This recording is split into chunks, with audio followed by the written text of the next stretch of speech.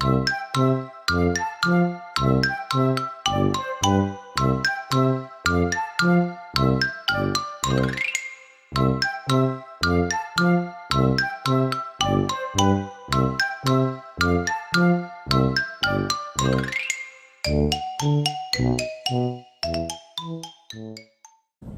une robe de bal pour Arnaud, écrit par Marie-Frédérique Poirier, illustrée par Lisa M. Griffin. Arnaud le Trône s'intéresse beaucoup à la mode princière. Grâce à sa collection de magazines, il se tient au courant des dernières tendances. Dans ses rêves les plus fous, il s'imagine porter des robes de bal en soie et en tulle ornées de diamants. Des belles robes de princesse. Ok, c'est lui ici, avec ses magazines. Malheureusement, les trolls ne s'habillent qu'avec des vêtements de mauvais goût. Ils se mettent sur le dos de vieilles poches de patates ou des têtes d'oreiller trouées. Arnaud déteste tous ces habits sales. Il serait tellement plus élégant vêtu d'une jolie robe. Ce jour-là, Arnaud et tous les citoyens du royaume reçoivent une invitation pour le bal donné en l'honneur de l'anniversaire de la princesse Myrtille. Le troll saute de joie. Il s'en va à un bal.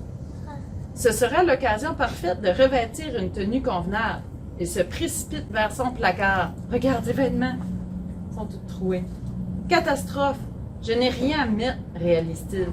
Mais où vais-je dénicher une robe pour ce soir? Arnaud traverse le marais pour interroger ses voisins. « Tu n'en trouveras jamais par ici, mon petit, lui dit la bienveillante betterave. Les trolls ne portent pas de robe, s'esclave Tom de terre. Pomme de terre. Ça ressemble à pomme de terre. De retour chez lui, Arnaud tourne les pages de ses magazines, désespéré. D'où proviennent donc toutes ces robes? Ça vient de terre. Mais bien sûr, ce sont les fées qui les confectionnent.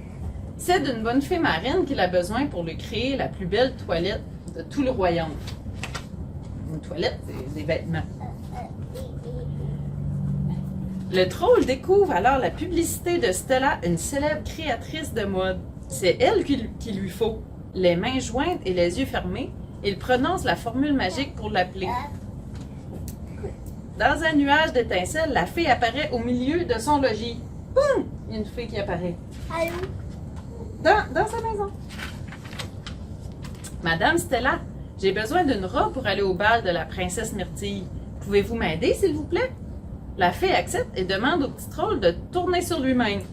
Cette poche de patate, ça ne va pas du tout. Avec ton teint verdâtre, je vois plutôt une belle étoffe rose. Stella prend les mesures d'Arnaud. Dans un tourbillon de paillettes, le troll se retrouve vêtu d'une fabuleuse création. « Elle est magnifique !» s'exclame-t-il lorsqu'il aperçoit son reflet dans le miroir. « Allons dans le jardin, dit la fée. Il te faut aussi un carrosse pour te rendre au bal. » Regarde le beau carrosse. Dans le potager d'Arnaud, il n'y a pas de citrouille, seulement des patates. Toutefois, Stella est très créative et transforme une pomme de terre en un splendide carrosse. Elle attrape ensuite un crapaud qui sautille dans les parages pour en faire un cheval vigoureux. Maintenant, tu es prêt pour le bal. Lorsqu'Arnaud arrive au château, la princesse Myrtille est tout de suite éblouie par sa tenue. Regarde la belle robe. Elle se précipite vers lui pour admirer les détails de la broderie. « Monsieur, il faut que vous me donniez le numéro de votre styliste. Je voudrais lui commander 2 douzaines de robes. » Arnaud est ravi. La princesse a remarqué sa jolie toilette. Enfin, il se sent élégant. C'est pas élégant. Élégant, c'est chic. C'est quoi c'est? Chic, c'est quand on est habillé propre, on se sent habillé beau. Tu sais, quand on va quelque part, puis maman dit « je vais t'habiller beau », c'est ça. On est élégant. Hey! Coloré. Fin.